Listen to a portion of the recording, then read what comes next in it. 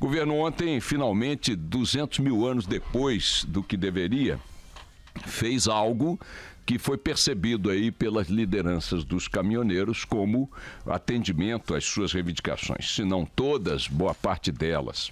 O suficiente para que o movimento agora possa ser cobrado pela população, pela sociedade que lhe deu apoio, porque esse apoio foi indiscutível. Até o Roberto Carlos ontem, ou anteontem, no show dele, enfim, a imagem viralizou aí nas redes. Roberto Carlos, que eu não me lembro, em seus mais de 50 anos de carreira, de ter feito uma única manifestação de natureza política. Eu nunca ouvi, nunca vi, nunca li. E aí vocês podem dizer, mas o Roberto Carlos é um brasileiro em 208. Sim, mas ele mostra o quanto essa greve foi percebida pela sociedade como uma greve com fundamentos, uma greve com razões para ser. Até o Roberto Carlos apoiou a greve dos caminhoneiros, e é preciso agora que os caminhoneiros não venham com essa conversa fiada de que não tiveram tempo ainda de tomar conhecimento das coisas.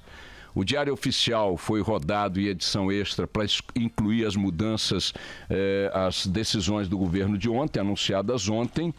E com esta publicação atende-se à exigência feita aqui através da Band News FM e de vários outros veículos de imprensa pelas lideranças dos caminhoneiros, de que uma vez publicadas as decisões que atendessem às suas reivindicações no Diário Oficial, porque eles não aceitavam a palavra do governo, queriam ver o Diário Oficial impresso, ou pelo menos na edição eletrônica. Isto feito, é a vez dos caminhoneiros agora darem resposta a essa sociedade que os apoiou, desmobilizando da forma mais acelerada possível, ainda ao longo do dia de hoje, a paralisação. É preciso, em benefício do país, da sociedade e deles próprios, que eles voltem ao trabalho, voltem às suas atividades, sabendo-se que, voltando hoje ainda, haverá um período entre 5, 7, talvez até mais dias de transtornos e de sofrimento, repito, para esta população que apoiou os caminhoneiros, porque o sistema de distribuição que entrou em colapso em função da greve, para ser normalizado, demanda algum tempo.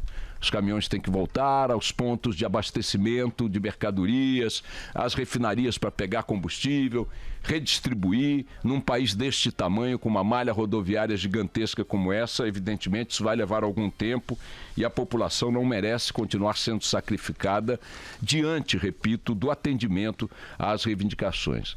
Diferentemente do que se tentou naquele primeiro acordo, entre aspas, né, em que as ofertas do governo para paralisar a manifestação foram capengas, mambembes, espertas, malandras, este atendimento de ontem contempla a essência das reivindicações dos caminhoneiros, no que diz respeito à redução do diesel, no que diz respeito à alteração da política de reajustes automáticos diários da Petrobras, no que diz respeito à tabela mínima para preço do frete, no que diz respeito à suspensão da cobrança nos pedágios pelo eixo suspenso, a garantia de 30% do frete da Companhia Nacional de Abastecimento para os caminhoneiros autônomos, que representam o coração pulsante desse setor. Houve uma tentativa do governo e de entendimento de boa parte até da mídia de carimbar na greve dos caminhoneiros a ideia de um movimento de patrões, um movimento de empresas de transportes. A palavra lockout, que não está muito familiarizada, as pessoas não estão muito familiarizadas com ela, chegou a quase tornar-se popular no discurso de que era esse o fenômeno que estávamos assistindo, ou seja, uma paralisação determinada, inspirada, conduzida e liderada pelas empresas transportadoras. Que elas surfaram nessa onda é evidente. Que elas pegaram carona na crise é evidente. Que elas são uma parte beneficiada por essas medidas também é evidente. Mas querer reduzir o que aconteceu a uma manobra de patrões, de donos de frotas, me parece que foi um tiro na água, um tiro no pé do próprio governo e de quem embarcou nessa ideia. Repito, os empresários de transporte do Brasil, que têm uma parcela importante da frota nacional, estimularam, apoiaram e engajaram-se nessa greve, ok, mas ela foi apenas uma greve determinada por eles, inspirada por eles, alimentada por eles? Não, claro que não. Nós temos uma parte, se não majoritária, quase igual da frota nacional de caminhões nas mãos dos próprios proprietários dos caminhões. Gente que tem um caminhão, que comprou esse caminhão financiado pelo Finame, pelo BNDES, sei lá, pelo banco, que tem que correr atrás para pagar a prestação, que para o caminhão na garagem da própria casa ou na rua da casa onde mora, geralmente nas periferias. São trabalhadores de renda pequena, familiar, e que tem que trabalhar 20, 24 horas por dia, tomando rebite, cheirando cocaína, carregando carga acima da capacidade, para chegar no fim do mês e a conta não fechar. Era essa gente que estava parada. Essa gente que era o combustível da paralisação. Ou vocês acham que se essa gente tivesse satisfeita e rodando com os caminhões, os patrões teriam tido sucesso? Então, feito o fracasso, configurado o fracasso da estratégia do governo nos primeiros dias, configurado o desastre que foi a forma de conduzir e de reagir a essa greve, estamos agora diante de uma nova realidade. A realidade do atendimento às reivindicações, a realidade da vitória do movimento em relação àqueles que a ele se opunham. E isto impõe, repito, aos caminhoneiros que estão ouvindo a Band News FM, que estão ligados nas redes sociais, que estão ligados no WhatsApp, não embarcar agora nessa história de dizer que ainda não tivemos tempo de tomar conhecimento das decisões. Deixem de bobagem. Voltem às estradas, voltem às suas famílias, voltem ao seu trabalho, que o Brasil precisa que vocês voltem e o que vocês queriam já foi atendido, o que vocês queriam já foi dado. Quem estiver persistindo agora nesse movimento estará na contramão, repito, da mesma sociedade que lhes deu apoio integral, incondicional. Com um detalhe importante, um movimento que nasceu, cresceu, aconteceu e venceu sem que a canalhada política tivesse tentado pegar à direita e à esquerda uma carona nisso aí. Tem muita gente dizendo, porque o Bolsonaro se deu bem. Se deu bem nada. Se deu bem nada. Quem estava querendo apoiar o Bolsonaro dentro dos caminhoneiros já vai apoiar, já ia apoiar, já vai votar nele. O resto está cuidando de si próprio. Ninguém está atribuindo a Bolsonaro, a Temer, a Lula, a Alckmin, a Marina, a Ciro Gomes, qualquer ganho real nessa população que está aí. Repito, quem estava ali e já era simpático a um ou outro, simpático continuará, porque uns e outros não deram as caras ali. Mas fizeram oba-oba nas redes sociais, que façam. Que façam. A tentativa também de tentar carimbar um selo eleitoral nisso aí também não colou. Não se viu uma bandeira partidária. Se o Bolsonaro era essa figura toda por trás de tudo, por que não apareceu? Por que não deu as caras? Então vamos parar com esse negócio de querer desqualificar um movimento que aconteceu, alimentado por uma realidade e que chegou onde chegou porque o governo assim quis. Eu tenho às minhas mãos aqui 2 documentos encaminhados pela liderança dos caminhoneiros ao Palácio do Planalto, um no dia 5 de outubro, um no dia 14 de maio de 2018, uma semana antes da greve, e outro no dia 5 de outubro de 2017. O primeiro, de 5 de outubro, ao excelentíssimo senhor Eliseu Padilha, essa inutilidade andante. 5 de outubro, dizendo, senhores, a redução da carga tributária é fundamental. O transporte rodoviário roda numa rede de quase 1.800 quilômetros de estradas, por onde passam 56% de todas as cargas movimentadas no Brasil. Não estamos aguentando mais. O diesel não está dando para entrar no nosso orçamento, o eixo suspenso não está. Nós não temos como continuar trabalhando. No documento do dia 14, eles subiram o tom e disseram ao presidente da República, a quem encaminharam a carta, por favor, atenda nossas reivindicações. Nós vamos ter que parar, nós vamos ter que fazer uma greve nacional. Insistimos em afirmar que o transporte rodoviário é fundamental importância para o país. Torne isentas as cobranças tributárias em cima do diesel.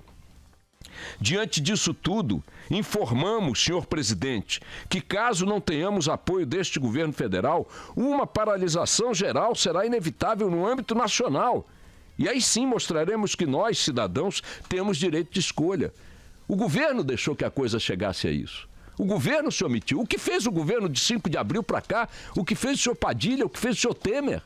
Se a greve custou o que está custando aos brasileiros agora, a culpa é do governo, que não se posicionou Não digo nem para atender as reivindicações, mas para evitar que a greve acontecesse, que garantisse então a presença das forças federais que acabaram sendo acionadas tardiamente nos centros de distribuição, no desbloqueio de rodovias preventivamente, que tentasse negociar com as lideranças, conceder uma parte, prometer outra. Algum movimento fizeram nada, ficaram cuidando de seus próprios umbigos depois que a greve começou. Com 2 dias de greve, o senhor Michel Temer teve o desplante de participar de uma solenidade na qual não se referiu. 2 dias depois não tinha dado uma palavra sobre a greve para lançar a candidatura de Henrique Meirelles. Como se a candidatura de Henrique Meirelles fosse alguma coisa que fosse abalar o cenário político, um cara que está com 1% da intenção de votos, lançado por outro que está com menos 0 de intenção de votos. Isso no 2º dia da greve. No 3º ou no 4º dia da greve, ele foi ao Rio de Janeiro fazer a entrega de automóveis para a Polícia Militar do Rio e disse que a coisa mais importante que estava acontecendo no Brasil naquele dia era aquela entrega de automóveis. Isso é uma demência, é um estado de delírio. Então é evidente que tinha que dar no que deu. Mas, repito, a bola hoje está com os caminhoneiros. O apelo que nós temos que fazer a eles é ao bom senso, é a concórdia, é a conciliação, a volta ao trabalho. Que se tire dessa lição aquilo que ela puder permitir tirar. Que o país aprenda, que o governo aprenda, que os caminhoneiros aprendam, que todos nós tenhamos a percepção de o quanto é difícil tocar a vida num país onde simplesmente o governo não existe, onde as autoridades não existem, onde a classe política não existe. Porque a classe política que também não deu ressonância a essas reivindicações, nem o Senado, nem a Câmara, porque também para eles foram encaminhadas essas reivindicações, e estão pouco se lixando, estão preocupados em pegar aviãozinho na quinta e voltar na terça para Brasília, trabalhar 2 dias por semana, só discutem o que lhes interessa, só tratam do assunto do umbigo deles, só querem saber de eleição, só querem saber de emenda parlamentar. Tem 12 bilhões de reais em emendas parlamentares concedidas pelo governo a essa rapaziada. O presidente do Senado, no auge da greve, pegou um jatinho da FAB e foi para o Ceará tomar água de coco na praia. O presidente da Câmara inventou um projeto, uma lei baseada em valores que não existem. Então, esta é a classe política, esta é a classe governamental que nós temos. O que se impõe agora é que os caminhoneiros voltem a trabalhar, não usem qualquer artifício para protelar essa volta ao trabalho, façam a jornada que tiverem que fazer para restituir, restabelecer o abastecimento para o país. As pessoas não merecem ser punidas pela irresponsabilidade do governo nem dos políticos. Os caminhoneiros têm um compromisso com a nação que os apoiou. Voltem ao trabalho e que a gente assimile, aprenda com este episódio aquilo que ele politicamente nos ensina. Temos que caminhar com a democracia rumo às eleições, escolher aquele que acharmos que tivermos escolher, instituirmos em Brasília um governo com apoio e legitimidade do voto e torcer para que o país possa finalmente andar na sua estrada rumo a um dia a dia melhor do que esse, porque está duro, viu, minha gente? Está duro. Caminhoneiros, mais uma vez o apelo, voltem ao trabalho, voltem já.